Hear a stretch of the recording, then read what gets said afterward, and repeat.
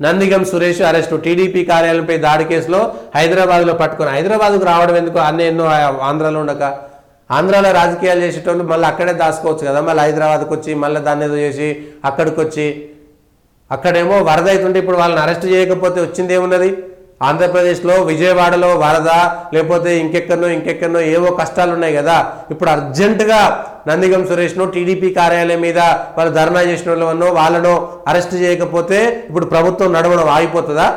ప్రభుత్వానికి ఏమైనా ఇబ్బంది వస్తుందా? అర్జెంటుగా వాళ్ళని అరెస్ట్ చేయాల్సినటువంటి అవసరమే ఉన్నది. చాలా కేసులలో అబ్స్కాండ్లు ఉన్నారు, చాలా కేసులలో ఉన్నారు అట్లా. కానీ కేవలం ఇది రాజకీయ కక్ష సాధింపు కింద కనబడతలేదా? నిజంగా అరెస్ట్ చేయవచ్చు, అది రాజకీయమైనటువంటి విషయం అందరికీ తెలిసిందే కదా. టీడీపీ కార్యాలయం మీద ధర్నా చేయడమో దాడి చేయడం అనేటువంటిది రాజకీయం. దాడి చేసిరు, దాని మీద కేసులు పెట్టిరు. కేసులు చట్ట ప్రకారం చేస్తే తప్పేంటి అని అనుకోవచ్చు. మీకు విజయవాడలో అన్ని లక్షల మంది నిరాశ్రయులు అయిపోతే, మీకు విజయవాడ గుంటూరులో ఇబ్బంది అయితే, ఇప్పుడు గోదావరి పరివాహక ప్రాంతంలో గోదావరి జిల్లాలో ఇబ్బంది అయితే అవన్నీ పక్కన పెట్టేసి అది వదిలేసి రాజకీయంగా ఇప్పుడు ఆ పోలీసులు ఇంకో పని చేసుకోవచ్చు కదా. వీళ్ళని అరెస్ట్ చేయకపోతే వాళ్ళేమో ఉగ్రవాదులు కాదు, నక్సలైట్లు కాదు, దొంగలు కాదు, వాళ్ళు రాజకీయ నాయకులే. ఇవాళ కాకపోయినా ఇంకో 6 నెలలకు అరెస్ట్ చేసుకోవచ్చు.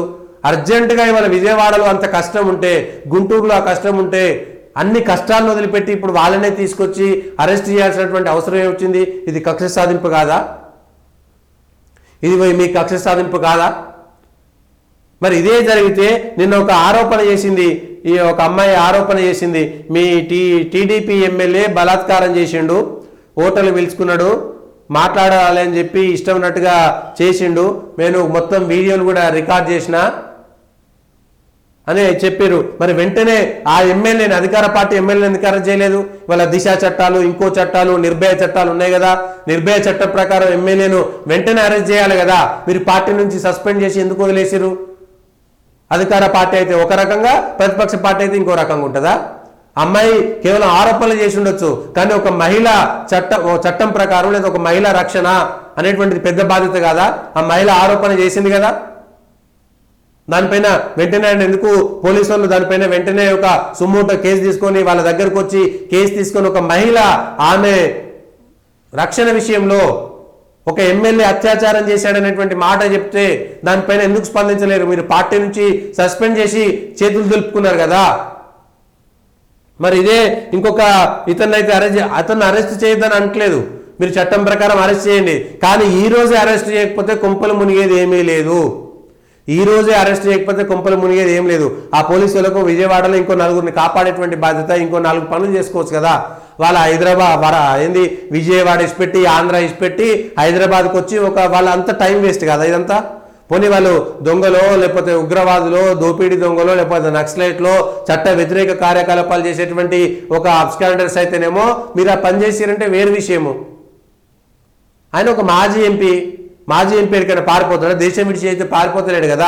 టీడీపీ ఆఫీస్ మీద దాడి చేసిన కేసులో అరెస్ట్ చేస్తారని ఈ దేశం విడిచి పోవట్లేదు కదా. ఇది సందర్భం కాదు కదా.